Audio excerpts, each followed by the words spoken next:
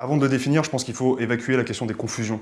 autour de l'e-sport, puisque en France, quand on parle d'e-sport, qui est un terme anglo-saxon, on traduit par sport électronique, et cette traduction peut être source de confusion. La première confusion, c'est autour de l'idée que l'e-sport serait joué à des jeux vidéo de sport, comme FIFA 19, qui est une simulation de football. Alors c'est de l'e-sport, mais c'est pas uniquement ça.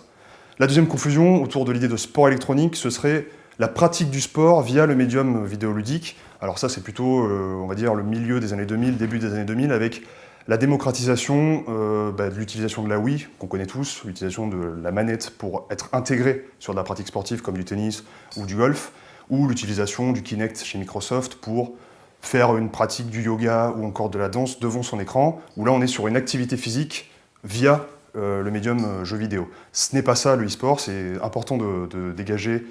cette idée-là, cette confusion. La définition de l'e-sport, elle est plutôt autour de l'ensemble des pratiques par lesquelles des joueurs confrontent leur niveau par l'intermédiaire d'un jeu vidéo. C'est essentiellement ça qu'il faut retenir autour de cette notion. Pratique protéiforme, on ne retrouve pas que du jeu de sport, on retrouve également des jeux de tir, des jeux de course, on va même jusqu'à retrouver, ça peut être étrange pour certains, mais des jeux de cartes dématérialisés où les joueurs s'affrontent. C'est l'idée de confrontation autour de jeux vidéo qui est la base même de la définition. Alors l'historique, je dégagerai 4 grandes périodes finalement. La première période ce serait les années 70, puisqu'on est, enfin 70-80, on est autour du développement de la pratique sur, ce que ma génération connaît un petit peu et la génération précédente, autour de la pratique sur les bornes d'arcade, où on est confronté à l'intelligence artificielle, on est confronté à l'ordinateur, pour établir un score à la fin, et donc finalement, déjà ces mécanismes-là permettent d'établir des classements entre joueurs, et c'est ce qui a permis l'organisation de manifestations autour de jeux comme Space Invaders ou Space War, où aux États-Unis, des joueurs ont confronté leur meilleur score dans un intérêt compétitif. La deuxième période, elle va être plutôt autour des années 90, avec l'émergence de nouvelles technologies, le développement de la 3D, le développement d'Internet également, qui permettent non plus aux joueurs de se confronter à la machine, mais de se confronter directement à un adversaire physique, un autre joueur. Donc là, ça va être le développement des FPS, des jeux de tir à la première personne comme Quake, de certains jeux de stratégie comme StarCraft, qui donc là ont permis l'organisation d'événements autour de ces compétitions de jeux vidéo.